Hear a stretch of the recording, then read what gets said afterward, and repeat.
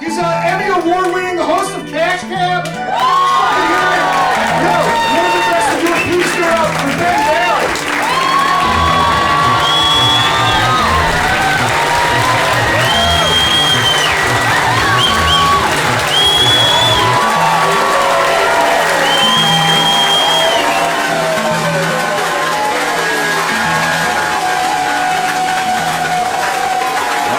Thank you very much, everybody. Thank you very much. How's it going?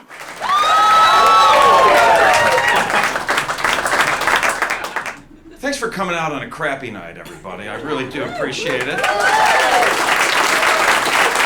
Crappy day, crappy night.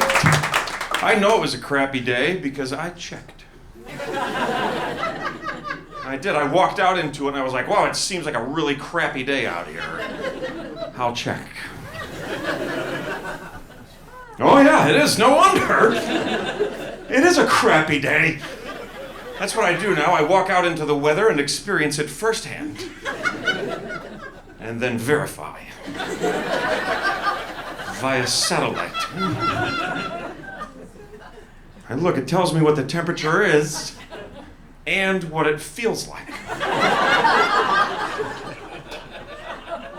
I'm like, I can't even do that part for myself. I walk out into it, I'm like, it feels crappy out here, phone. Is it? And the phone's like, yeah. The phone's like, it's 36. I'm like, oh, does it feel like 36? The phone's like, no. No, it feels like 32. And I'm like, where are you? Are you here with me? How do you know what it feels like for me? It doesn't make any sense. Why am I checking the phone? To understand the weather that I'm existing in. Like, I'm never gonna go outside and be like, wow, it feels like it's 32 degrees out here. But I have a sneaking suspicion that it's actually 36! Well, who cares what the number is? It doesn't matter! Are you wearing the right jacket? No, for me, most days. Wrong jacket. I've gone out with the wrong jacket on like 9 days in a row. And it's not that bad that I go out with the wrong jacket on, it's that I can't seem to admit that I've done it. Until I've gotten too far away to go back and change.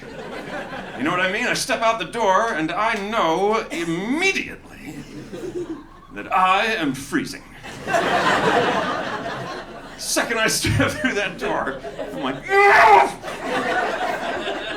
Some sort of foolish jacket selection pride in me just takes over at the wrong moment and goes, well, we got it right today. 20 minutes later, I'm like, no jacket pride, we screwed it up again. Now it's too late to go back. I'm gonna freeze my nuts off all afternoon in this Windbreaker. Which, by the way, is quite possibly the shittiest jacket ever made. The Windbreaker. What a piece of shit. You know when the weather is right for a windbreaker? When you don't need a fucking jacket. The windbreaker is a piece of shit. But it'll fool you. Because it sounds like an amazing jacket. The Windbreaker! It sounds like you could dog sled across Antarctica. In reality, you can't even wear it to the mall. It's the worst jacket ever created. It's just great marketing. Somebody had to pitch that thing. Some poor idiot was in a boardroom filled with jacket executives sometime in the late 60s, early 70s. Like, okay, listen up, everybody. I got this new jacket. Doesn't do a goddamn thing. It doesn't keep you warm.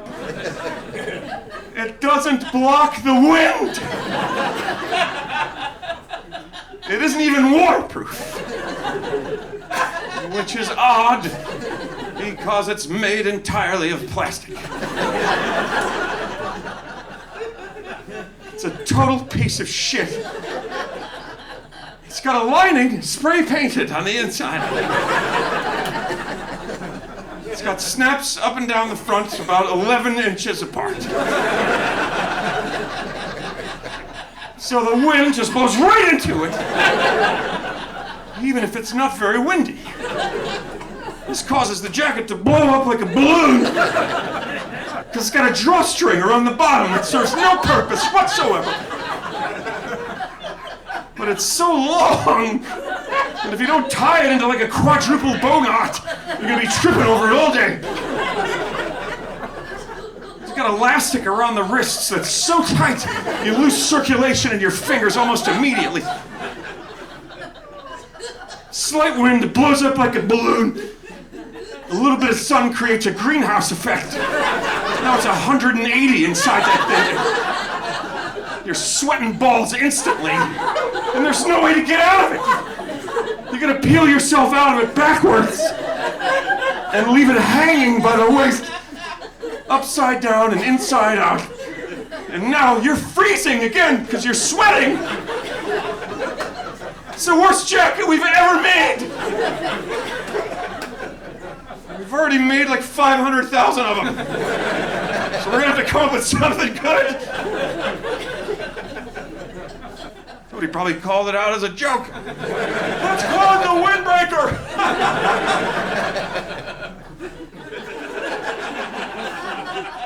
And everybody laughed. Except the president of Shitty Jackets Incorporated. Big fat fucker at the end of a long table who snores when he's awake.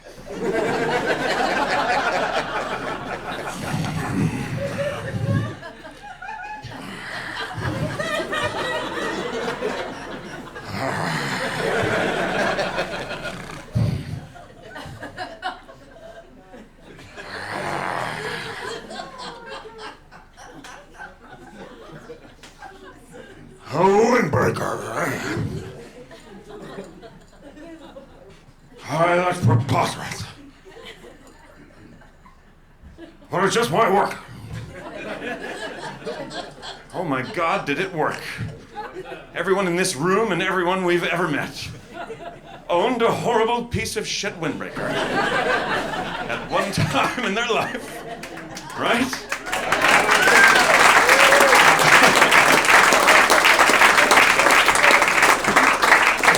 We did. We all got them and put them on and went, wow, this jacket sucks. I think I'll order one for the whole ball team. We'll stencil the name across the back. It'll peel off in a week. It'll be great. It's going to be a hell of a season, everybody. Let's go, Oogers.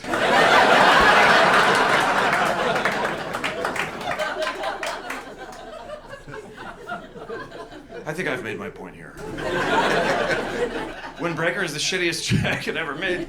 The only other jacket that ever even came close to the Windbreaker in terms of overall shittiness was the ski vest. I don't know what asshole threw that thing together. Captain of some very unfortunate ski team somewhere. Okay, listen up, skiers. We're gonna be at the top of the mountain. 25 below zero, 100-mile-an-hour winds, blinding snow, blizzard conditions. So in order to keep warm, we're all going to be wearing these specially crafted parkas without arms.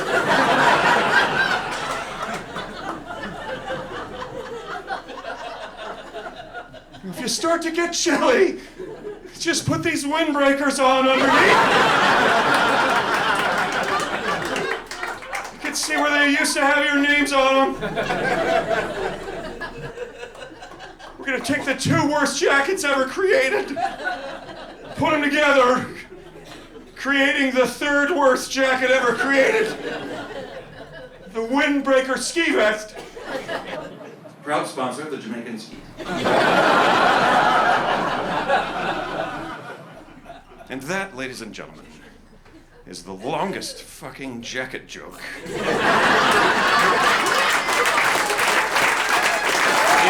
history of stand-up comedy.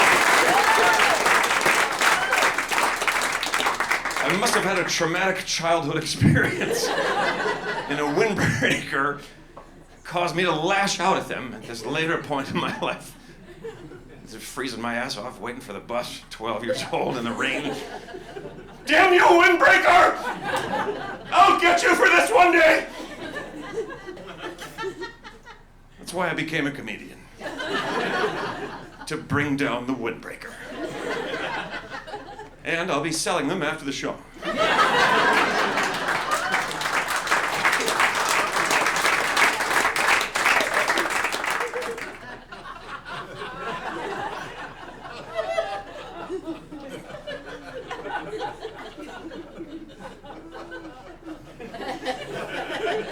Just let that one sink in for a minute.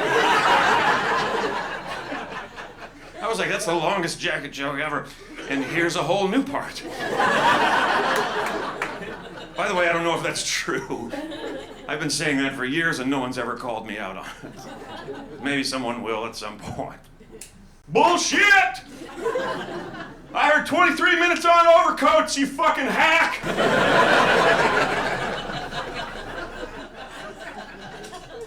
And I'd be like, okay. Remember when you were a kid and you'd made fun of your parents for always talking about the weather? And then you got older and you realized that there's really nothing else to talk about. I swear if the weather never changed, we wouldn't have shit to say to each other. People that live in San Diego pass each other on the street and they're like... Yep.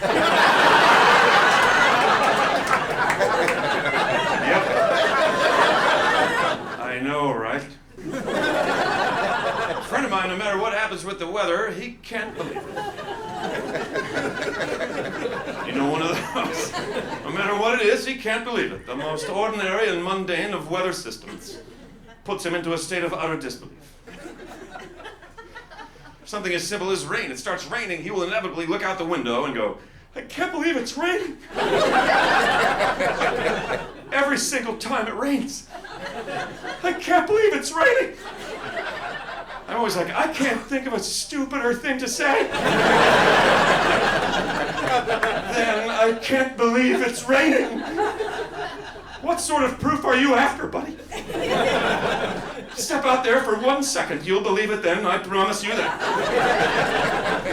That's what happened to me. You see how I'm soaking wet right now? 1 minute ago, I was right where you are. I looked out there and I couldn't believe it. Well, I believe it now, Jack. Believe you me. There is water falling from the sky, whether we believe it or not. I can never believe the weather. How do you not believe the weather? It's the one thing in life you don't have to believe. It just is. Like, he's at home watching the weather, and the guy's like, it's 38 degrees out there, and he's like, I don't believe it. You don't fool me for 1 second with your maps and your charts and your Doppler chopper. He can never believe the weather, but he's always appropriately dressed. All right, he's like, I can't believe how cold it is. I'm like, I feel like a little part of you believes it. The part that put on that turtleneck and that pea coat and all those gloves. Just 2 gloves. I'm not sure why I said all those gloves. You guys are like, hold on a second. Just how many hands does this friend of yours have? My friend has an extra hand, and it's not the first thing I decided to tell you about him. You guys are like, your friend has 3 hands? I'm like, yeah, and you should hear how he reacts to changes in the weather. You can't believe it. If my friend had 3 hands, I know exactly what he would say. He'd say, I can't believe I have all these hands! And I still have an extra glove. Because you could only buy them in pairs, so imagine that. You have 3 hands and all of them are gloved. And one of them is holding a glove. This is ridiculous. What am I supposed to do with this extra glove? Oh.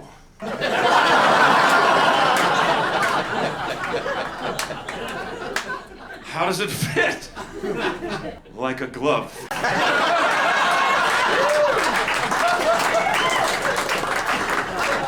So good then? No. Gloves are made for hands. That's the thing about gloves. Whatever you put them on, they fit like gloves. Put them on your feet, how do they fit? How do you think?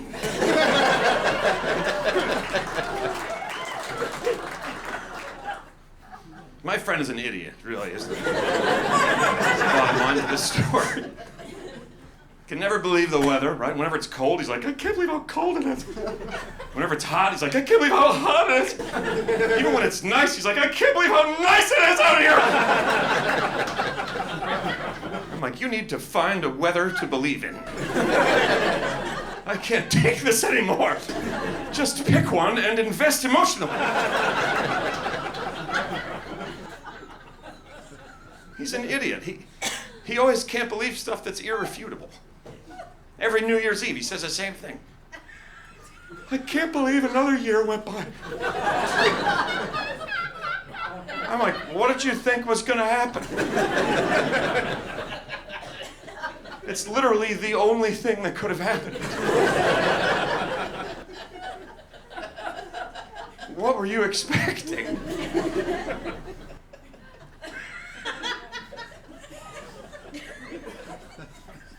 He really is dumb. I'm not just being mean.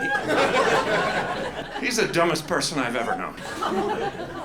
And he's my best friend. Which probably says as much about me as it does about him. It says that I like to be right.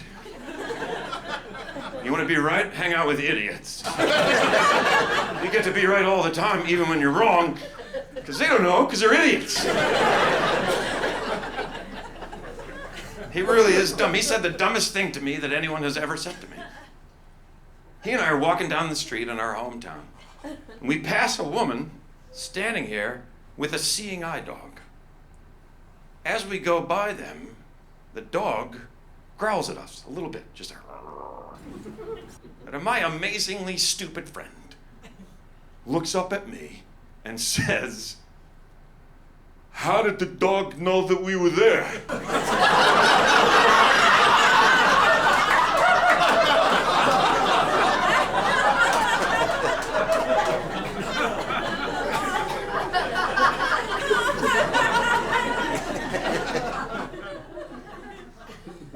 Time stood still.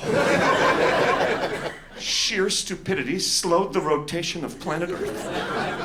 5 seconds took 5 minutes to go by, while it slowly sank into my mind that my friend of several decades has spent that whole portion of his life, as well as his entire life leading up to that point, somehow miraculously believing that seeing eye dogs are blind.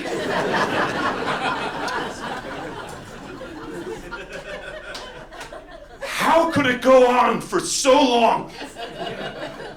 Like at some point his family must have been like, you know what? Forget it. Stop trying to explain it to him. He's never going to understand. Just hope that it doesn't come up. How could he not know?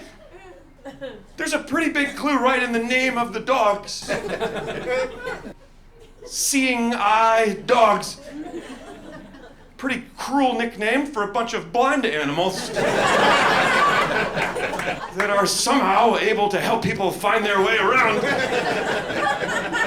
Which brings me to the next issue. What does he think is happening with the dog and the woman if the dog is not able to see? In his mind, what's going on there?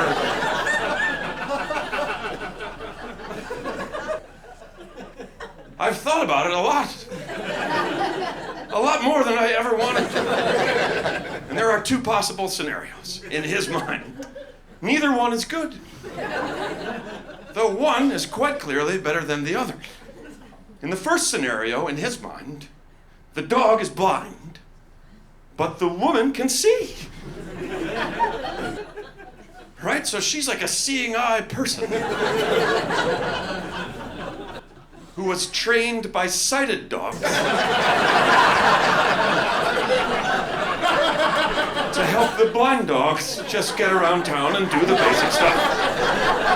The park, the dumpster, the back door to the butcher on Thursday afternoon. That is the far better of the possible things in his mind. In the other one, they're both fucking blind. And how did they even get to where we saw them? They just got hustled out of a van. Here, stand here, you two. And they were like, what choice do we have? You can't just leave us out here like this. At least tell us who's in charge.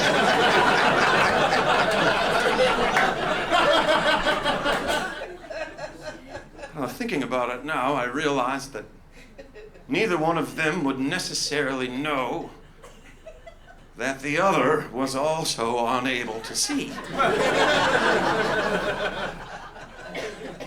Because how would they know?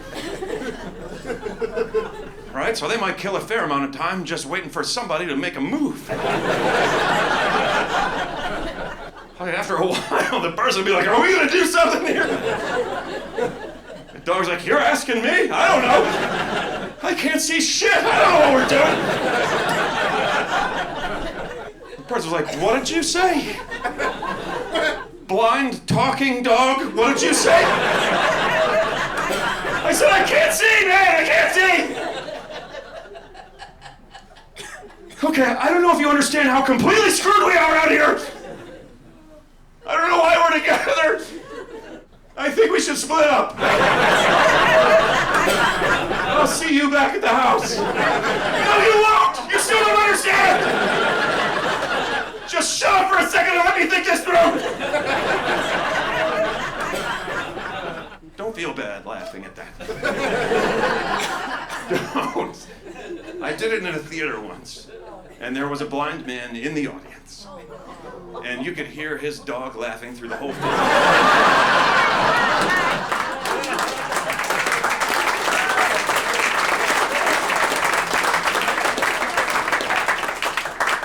Seriously, at this point, on many occasions, I've performed that bit when there was a blind person in the audience. No one was ever offended. Only once was there a blind man in the audience who actually had his dog with him. And they came right over to me after the show. I don't know how they found me.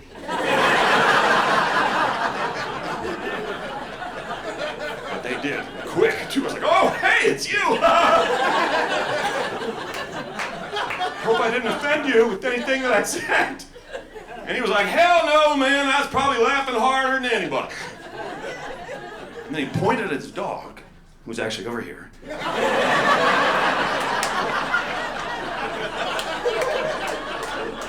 Before you get mad at me, he made that joke, not me. He knows exactly where that dog is. It's literally leading him through life. He knows right where that dog is at all times. But he pointed at his dog, and he said to me, I swear to God, he said, and to be honest with you, Ben, sometimes I wonder about him.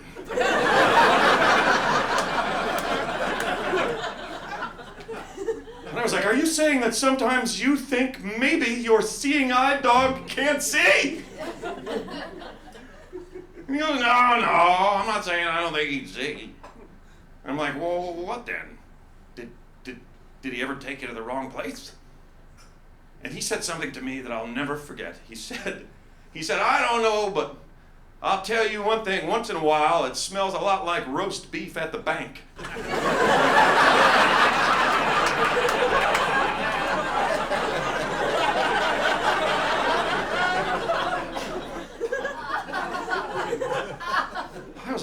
straight to permanent. I will have that with me for as long as I roam this earth. Once in a while, it smells a lot like roast beef at the bank. I can't go to a bank since then without looking for German shepherds and sniffing. So just to be clear, everybody, there's a show, it's called Dirty Jobs. There's a guy that hosts that show, and I am not that fucking guy.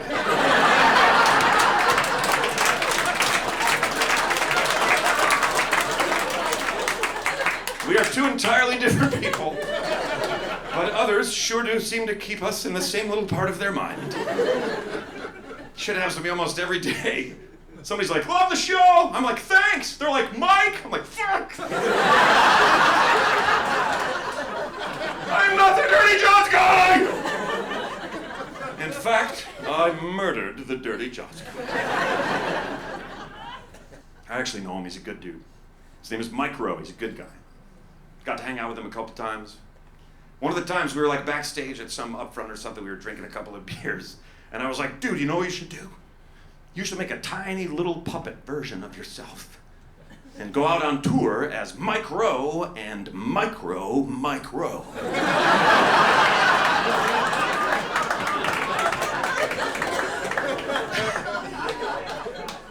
And before that, I didn't realize that you could make people squint with words.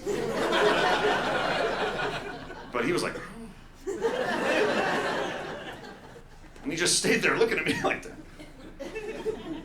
Which I took as an invitation to do like a monster truck rally style commercial for the micro tour. So he's standing there squinting at me, and I'm like, it's the micro tour! Featuring micro!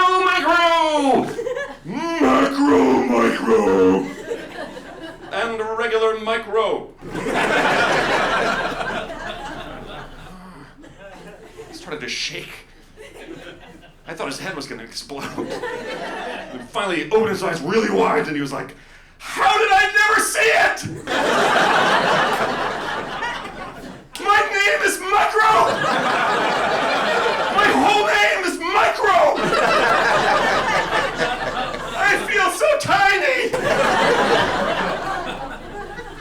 And that's when I killed him. Then, ironically, I had this huge mess to clean up.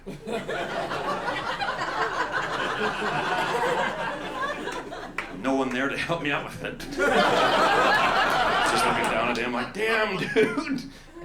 This shit would have been right up your alley.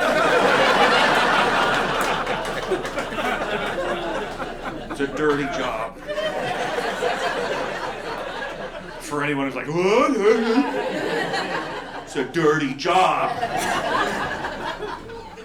It's a very special episode of Dirty Job. I wasn't planning to kill micro or macro or any of the micros. That shit doesn't always work out how you plan it, right? My girlfriend and I, we bought a sleep number bed. And then we figured out that we both like the same number.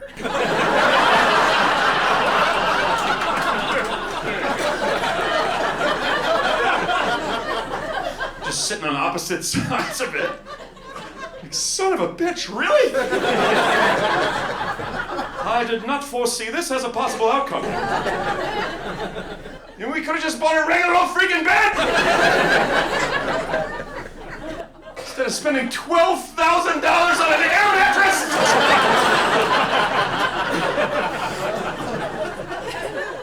Okay, 2 air mattresses, but still. Roll it up, it's going back. But not before we fuck on every inch of it. On all possible settings. On one side high, the other side low. I'm gonna take this thing to town. We're gonna take it into town and return. We're gonna take it to town and then take it to town. No, we're gonna take it to town and then take it into town. Sometimes you try to say something, it doesn't come out. You can recognize it when it happens to someone, even if you don't know that person. Have you ever heard a stranger say something? And you just knew it wasn't exactly what they had planned. All right, enough hypothetical. I'll just tell you what happened. I was at the airport, I was sitting around with a bunch of my buddies. We were waiting to get on a plane. Obviously. What else are we doing? We like to hang around after the flight. Oh, that was a long one, huh? Yeah, but what say we hang here at A11 for a couple hours? We got all these horribly uncomfortable chairs. And that burning smell. What the fuck is that? Are they cooking hair at every airport in America? What the fuck is that smell? Anyway. We're sitting around at the airport for the only reason anyone ever would. And this woman comes over to us with a pair of glasses in her hand, and she says something that's a little bit weird to me. She leans in, she's got the glasses in, and she goes, "Excuse me, boys." We're in our 50s. Just to give you some idea of how old this creature with the glasses is. She was like, "Excuse me, boys, but did no one leave some glasses in the lounge?" That's what she said. And I really love doing that. I make her a little drunker every time. "Excuse me, boy."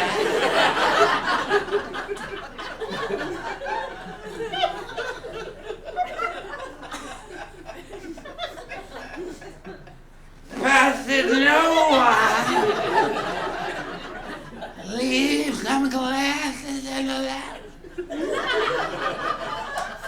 That's what she said. Did no one leave some glasses in the lounge? We were just frozen. We were like, is this a riddle? Like, how could no one leave something somewhere? I was like, hold on, dudes. I think I've heard this one. There's like a block of ice and a length of rope. Someone is dead in the lounge. But all the doors are locked! And did no one kill him in the lounge? But that's what she said. "Excuse me, boy. But did no one leave some glasses in the lounge?"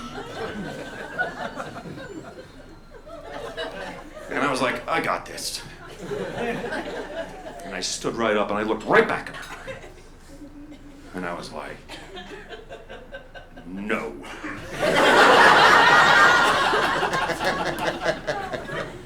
Someone did. Am I right? Because otherwise, what are you even doing right now? You're just walking around with your own glasses, fucking with strangers? Did no one leave some glasses in the lounge? Yes, you crazy bitch, yes! No one did! Those are your glasses! I've seen you around here before. I know your little games. We hang out here at A11. You give me back my blue sweater. Someone left that in the lounge. Okay. So none of that shit actually happened. I mean, she did say that to us, but we were like, no, and she left. All the rest of that madness took place right in here. For the next minute and a half. Until I was like, ah! No one couldn't leave nothing nowhere! And I was like, oh my God, that's a bit. She just gave me a bit. That's a stand-up bit. I'd better follow her. see what crazy shit she says next. So I chased her right through the airport terminal. Come back! You're my muse! Caught up with her outside near the shuttle bus stops. She already had some people cornered. Did no one take the bus into town? I ran up. I was like, you don't have to answer that! No one couldn't take a bus! Besides, she's mine! And I scooped her up and I ran away with her. She's in my basement right now. But no one is keeping her there.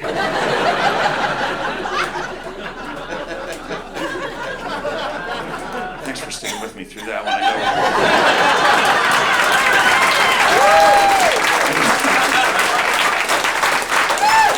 There's quite a few like, what are you talking about that?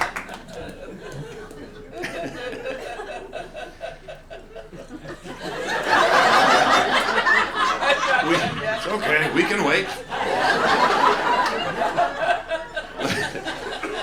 Not forever, though. Jesus, man.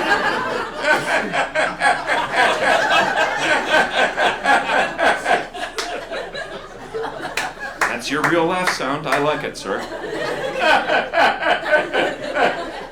You have a bunch over here. Somebody has what I call the dog in a trench coat.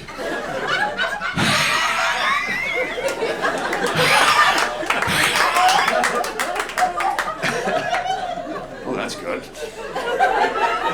You have like a Muppet in a sack.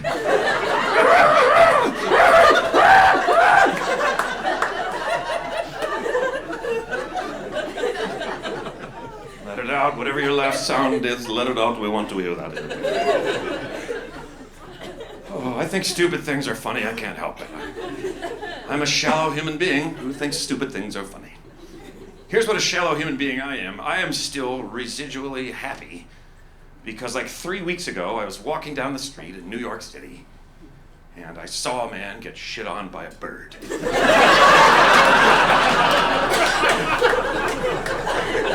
I still feel good from it now. It was amazing. It was one of those perfect little accidents, you know? Like when you accidentally scare the shit out of someone you love, but you really didn't mean to. So it's just pure joy. Right? Like she's folding clothes by the washer, which is running. She doesn't hear you until you're like right here.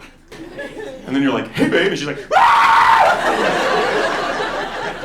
And you're like, wow, I really didn't mean to do that. But I'm keeping right in here for the rest of my days. It's right next to roast beef at the bank. This was like as good as that, but better, because I didn't know the guy. And there was an audience of strangers, a big audience of strangers. And there was a lot of well-timed bird shit action. And I had a front row seat. The streets were packed, right? I was going this way, he was coming this way. We almost ran into each other. Then we did that little like, which way you?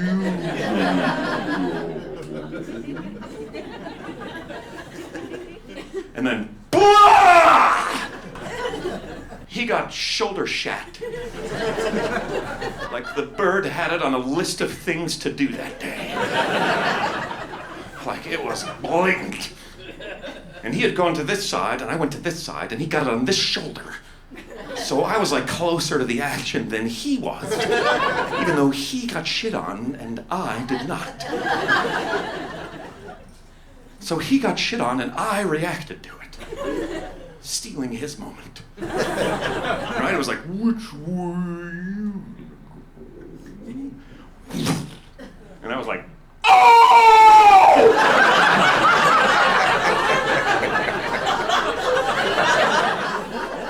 Holy shit, buddy! You got freaking nailed, man! Woo! Do you know that bird or something? Holy shit!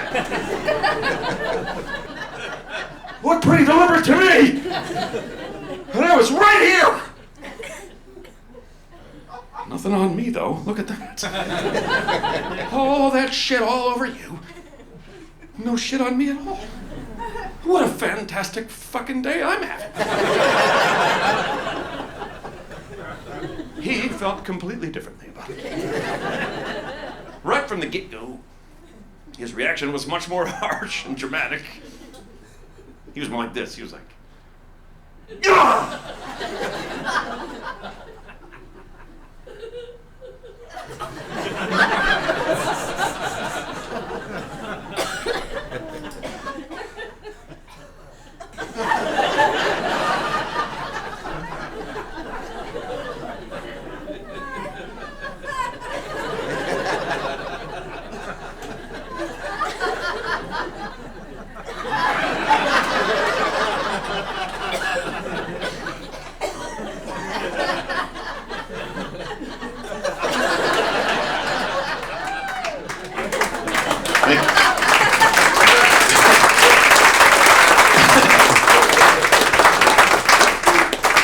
We were like rated in their drama club. You got shit on, not shot. You're making it worse. People have their phones out. Just put your head down and keep moving. He was really angry about it. Got me thinking about it. And I was like, you know what? If you're walking down the street in New York City and a bird shits on you, in a way, you should feel chosen. Right? That bird literally had 1 million people to choose from. He could have shit on anyone he liked. He chose you. You are such an asshole. That even a bird flying overhead could see it. All right, he's just cruising along.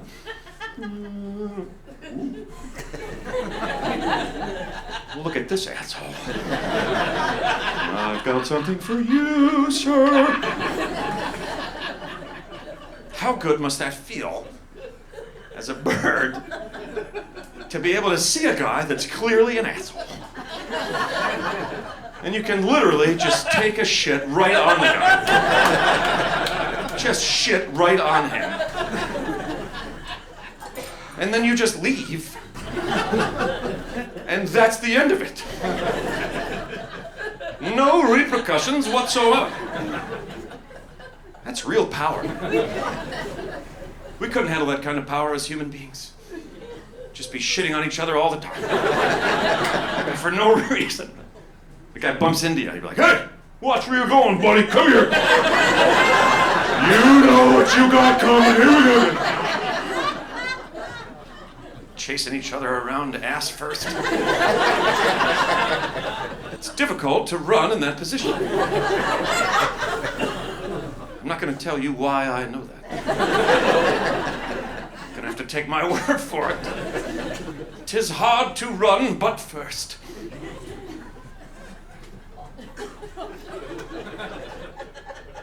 Birds really do have it all, don't they? Right? They can fly. They can shit wherever they want. We build houses for them.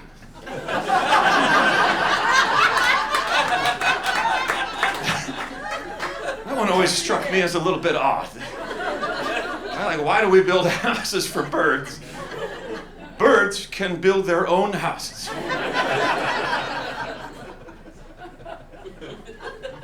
The typical man were like, no. You birds should be living in houses that look like our houses. The birds are like, I don't know. We got a whole thing that we do.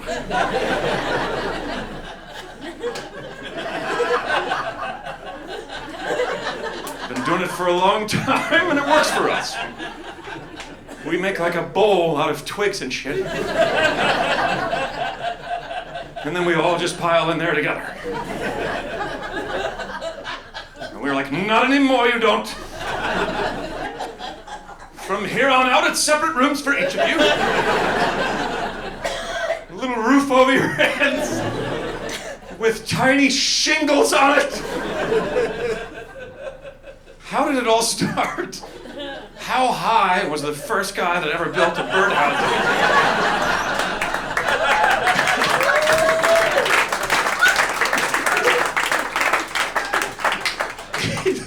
He's just out in the yard and some birds fly over.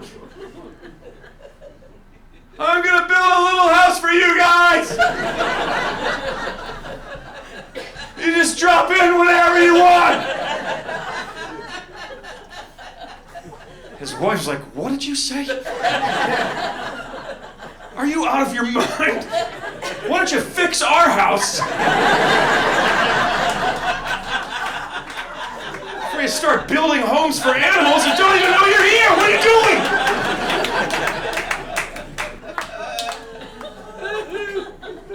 He was like, no, Karen.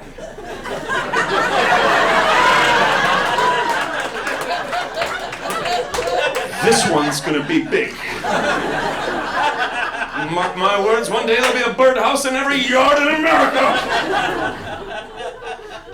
Son of a bitch was right, they're everywhere. I don't know how birds know where they live. I think I've made my point here. I don't know why we build houses for birds. Maybe it all started with the bird bath. Right after a while, we realized that it's rude to offer them a place to bathe and nowhere to relax after. Right, no one wants to take a bath and then just fly off. You want to sit down a while. Put a robe on, a pair of slippers. Decompress. Shit on a couple of people.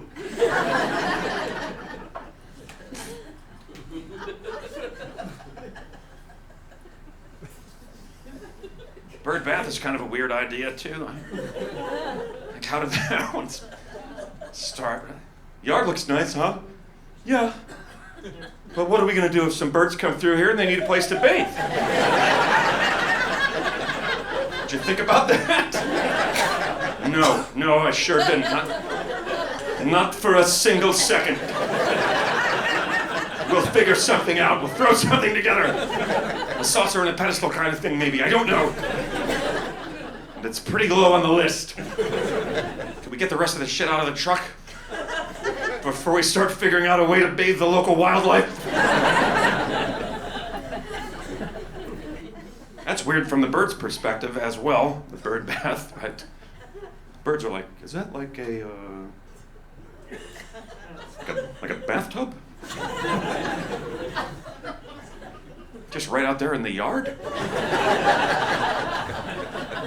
Right under your window?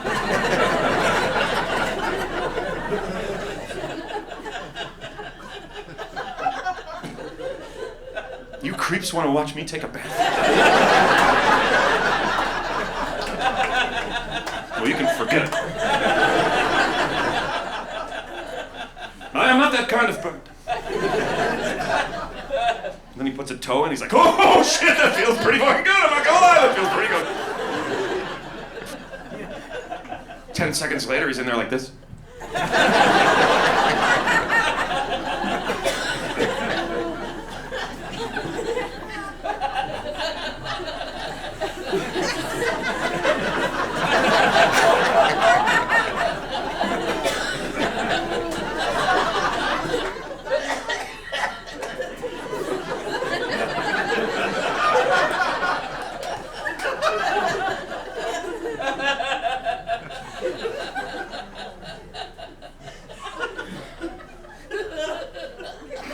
I wish I had a little house to sit in.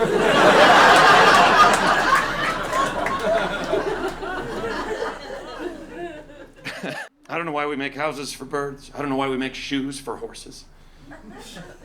They don't even have feet. Their legs just end.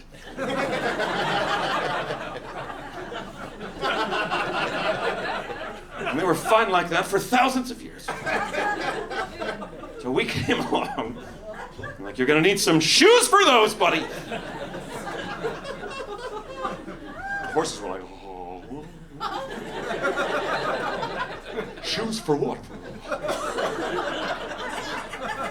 For leggings. That's right, horse face, you nailed it. Shoes for your leggings. Oh, I don't know. What do you have in mind? A couple of pairs of comfy slip-ons of some sort? Not exactly, no.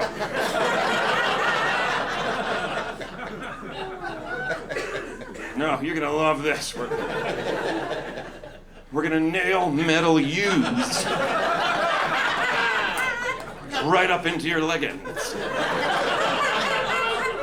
I'm just gonna nail them right up in there. And then we're gonna jump on your back and ride around. While you pull a wagon that literally has everything we've ever purchased.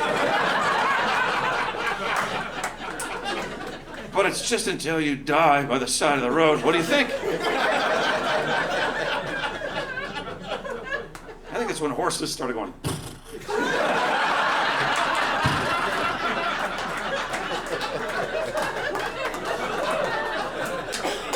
Oh, I don't know. I'm gonna have to talk to a couple of the other fellas before I sign it. They must hate us. We nail U's to their leggings. Jump on their backs and ride around. We call it horseback riding. Like anyone ever rode on any other park. Why are we so oddly specific about which part of the beast we'll be riding on? Seems the obvious choice. We could have just been saying horse riding all these years. Just horse riding. People would have understood. What are y'all doing this weekend? We're going horse riding. No one ever would have been like, oh yeah? Which part?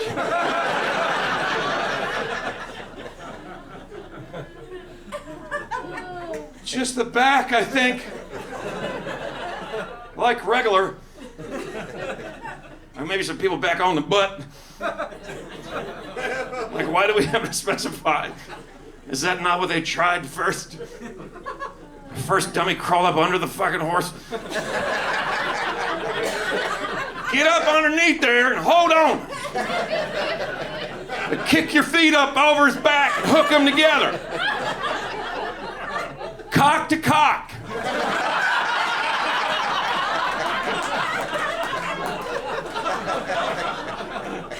Now, don't be embarrassed. He's a different kind of animal from you.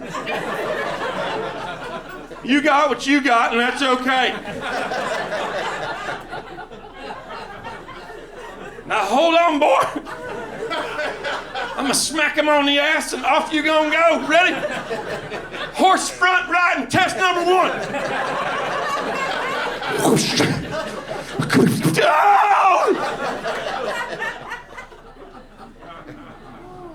Well, that didn't fucking work out at all. All right, somebody get on the butt. Get up on the butt. Y'all want to go horse butt riding? No. Get up on the neck.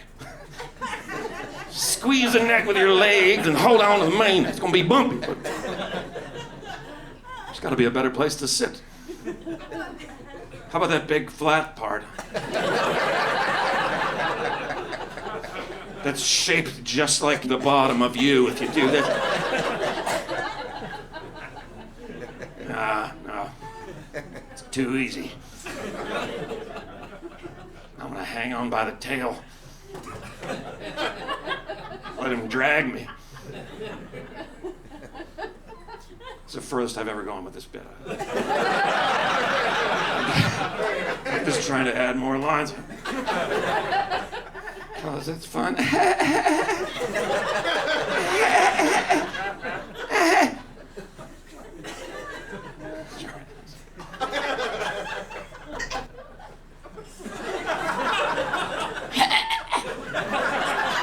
Hers is actually worse than yours.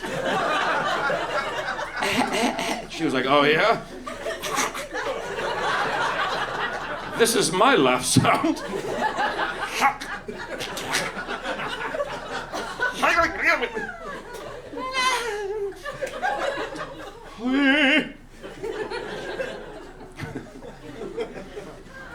So I can't believe this is true, you guys, but I've been doing stand-up comedy for 30 years.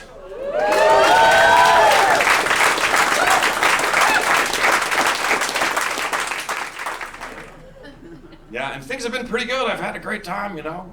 I feel very lucky to have this as what I do. It wasn't always easy. When I started off, I was totally broke.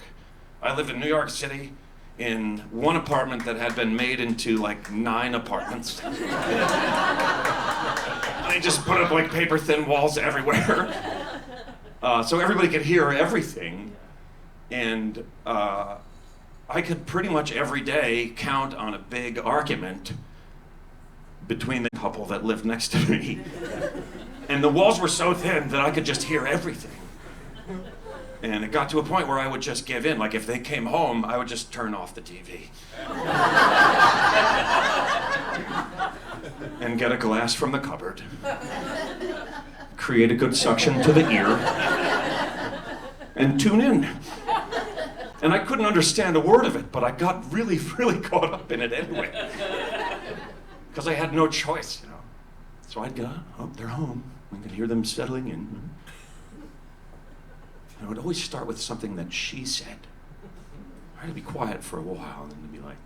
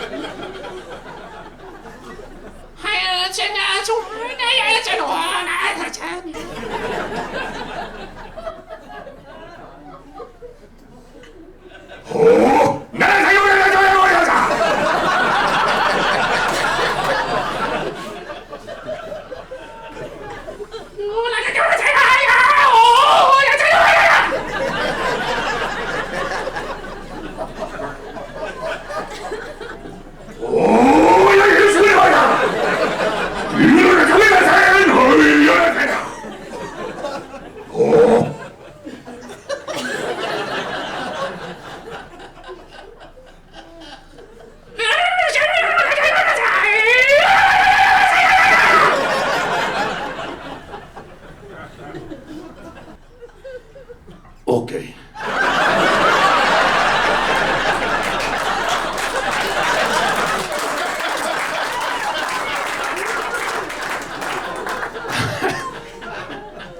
I would collapse exhausted. God, that was intense. Now, if I offended anyone with that bit, please, and I mean this literally, tell me what I said. Guys, thank you so much for coming out tonight. I hope you guys had a fantastic time. I've had a great time here in Portsmouth, man. I'm psyched to see this new special. I don't know where it's going to be when, but it'll be of this here tonight. So thank you guys so much, man.